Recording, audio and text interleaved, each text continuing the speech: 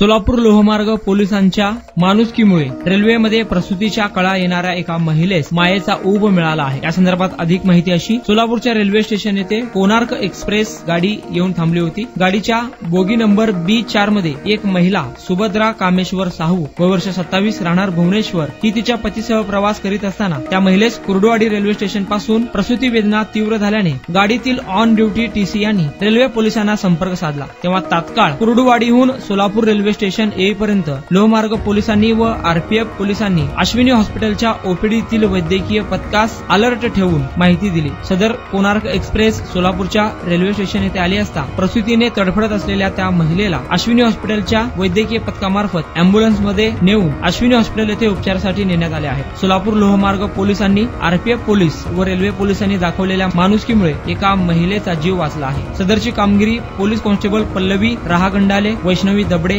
आदींच्या मार्गदर्शनाखाली पार पडली। यावेळी पोलीस उपनिरीक्षक SN जाधव, पोलीस उपनिरीक्षक SL भाजीबाकरे, पोलीस हवालदार RD Pawar, AV Patil Bansode, HM Jadhav, police constable Ingole आदींनी सहकार्य केले।